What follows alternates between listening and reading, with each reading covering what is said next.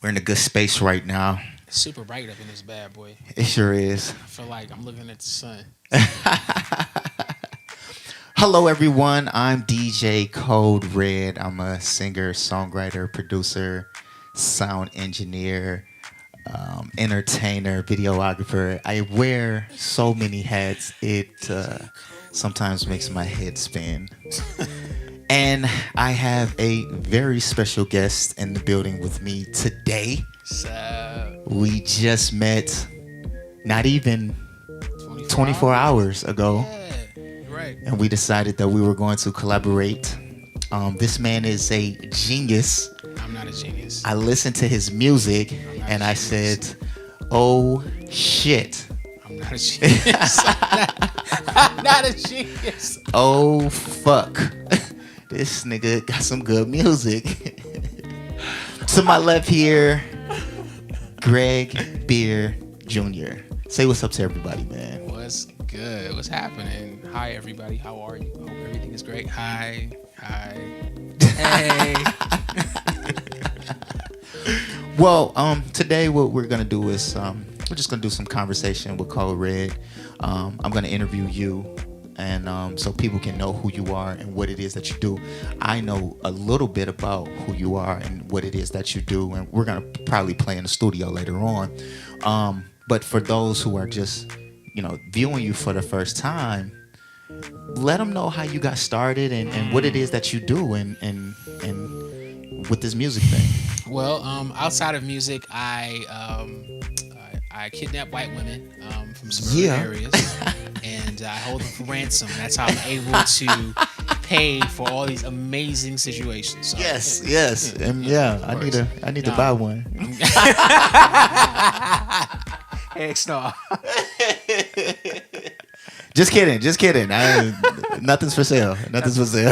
We were joking. It's a joke. We're joking. No, really, man. Yeah, speaking to the mic a little. Really, man. I've been immersed in music from birth. My dad's played. My dad's dad has played. His dad's played. For what I was told, my dad's dad was blind and played piano. My goodness. And then he played guitar. His son, which is my granddad, and my dad, he plays guitar, and I play guitar. Okay. So, yeah, for real. Born in Los Angeles, stayed there till about 5, 6, and then moved to Detroit. And yeah, man, I mean, it's been a hell of a life. Well, when I met you yesterday, and shout outs to the Motown Accelerator program. That is the reason why we're actually sitting in the building today. Yes. Motown Accelerator is doing some great things for the city, and they put all these collectives in a room. When I met you yesterday, you had a list of things that you did on your last production. What was the name of the album? Just for You. Just for You.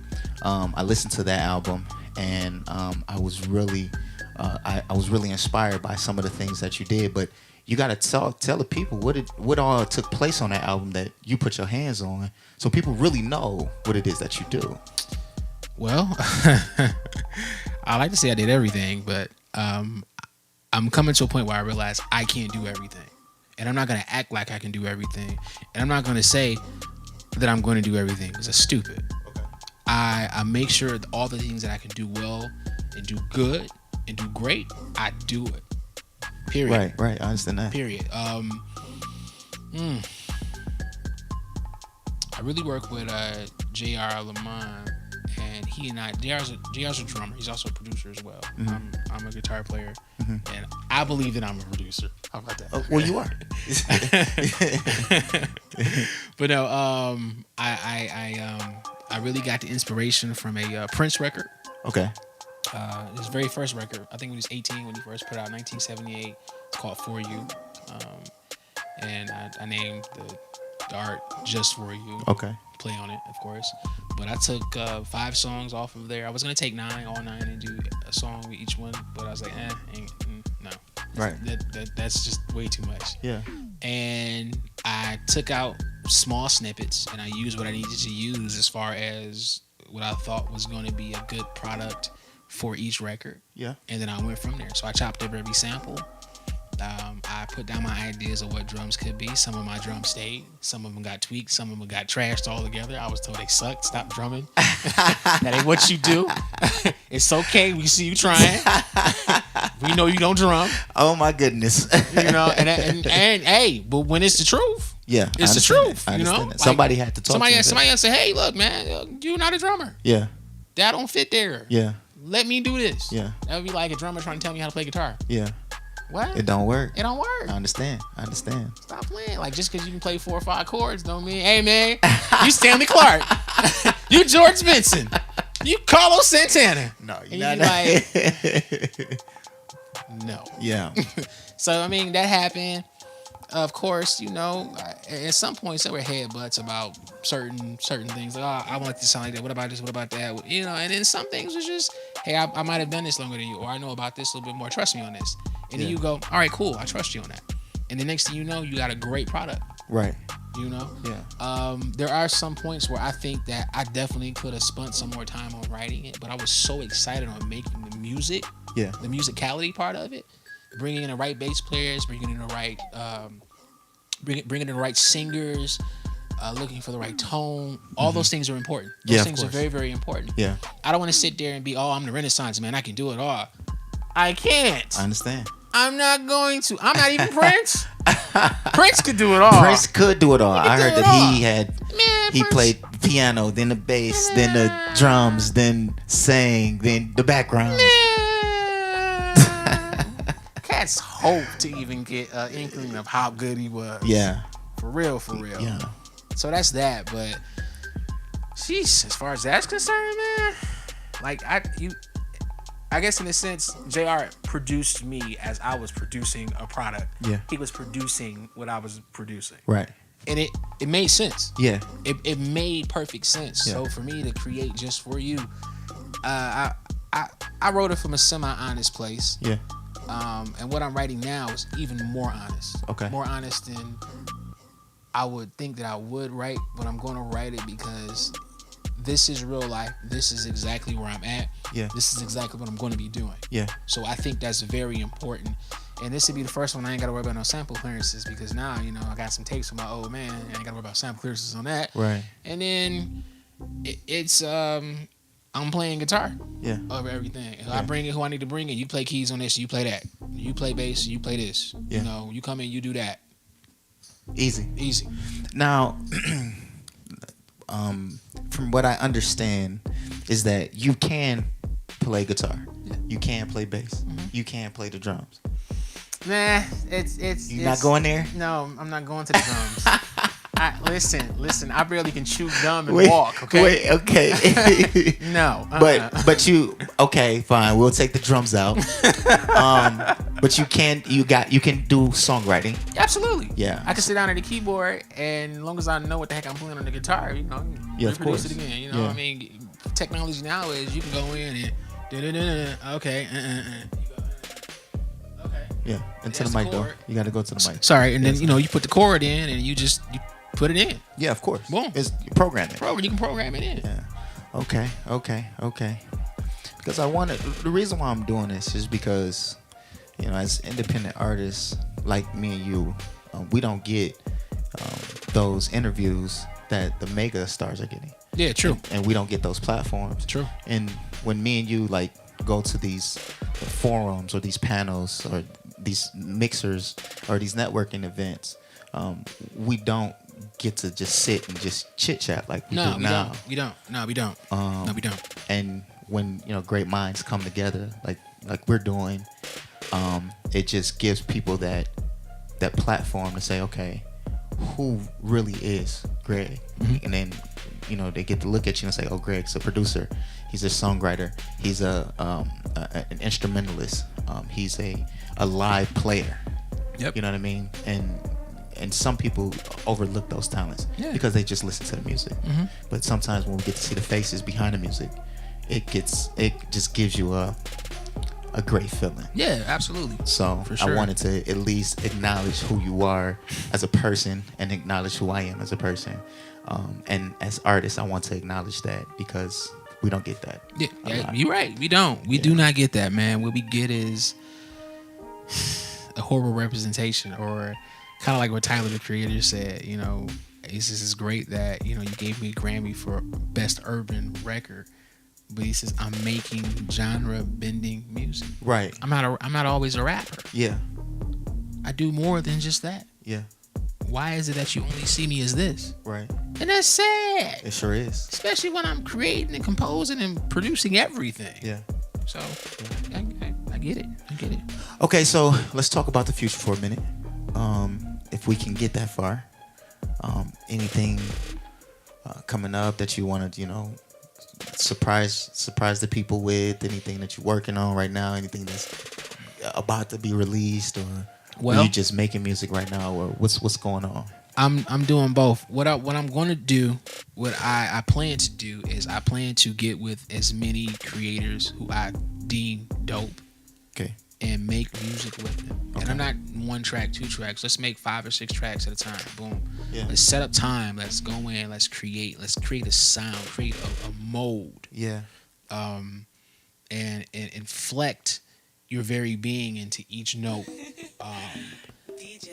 In the process of actually creating Homecoming.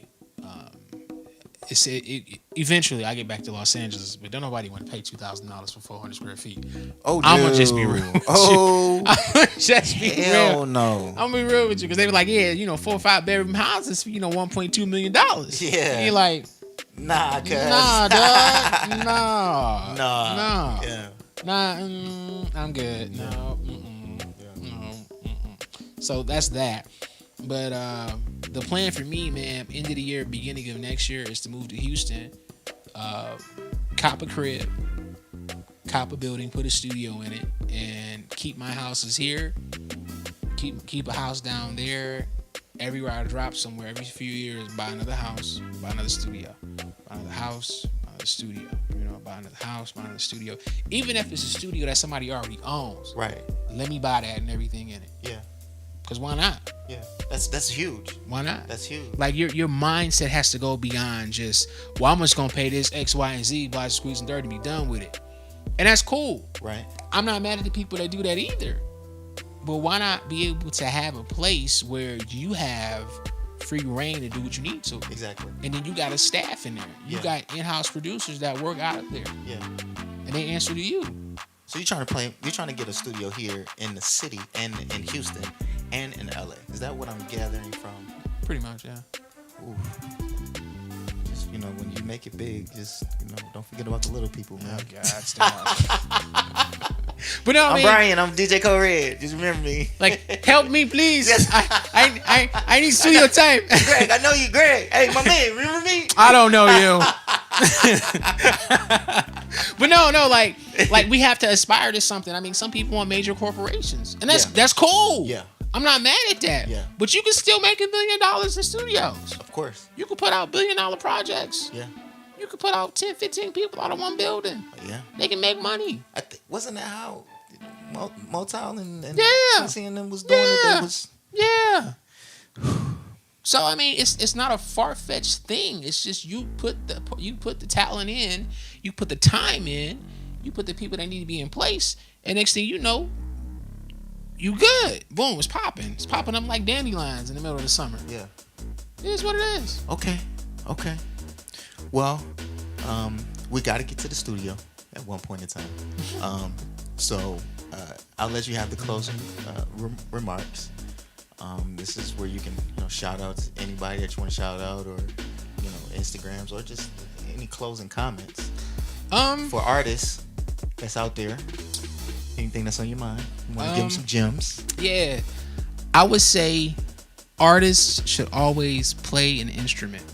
Ouch. Always, you should always play an instrument. The reason why I say you should play an instrument is because now you have a working knowledge of why music is, or why that instrument is. It helps navigate the creative process. Yeah. You can say, oh, I wanted to be like this, I wanted to be like that. But one thing I realized is I'm able to effectively articulate what I feel. Yeah. What I need to portray just in sound before I even say anything with my mouth. Wow. first. Boom. Yeah. I set the emotion. I set the tone every single time when I'm able to touch my instrument. Right. So that's that. Yeah. And I'm not saying that other people can't effectively do it for you. Right. I'm saying that there's people that you have an in sync moment with, but artists, please have a working knowledge of an instrument. Okay. A chordal instrument, Yeah. piano, bass, drums, Yeah. violin. You can make chords on violin or arpeggiate it, but you can still make chords on violin. Harps. Ain't a lot of cats playing harps. They sweet. My God, they sweet. They amazing. I don't know one player. I don't know one player, but yeah, I mean, yeah. Okay. Yeah, play an instrument. It'll do wonders for your soul. It'll do wonders for your fingers. Okay. For real. Well, I am DJ Kode Red. This is Greg Beard Jr. What up? And this is Conversations with Kode Red. It is now time for us to get in the studio. I'll see you on the next one. Peace. Let's get it. Thank you so much for that. Watch me now.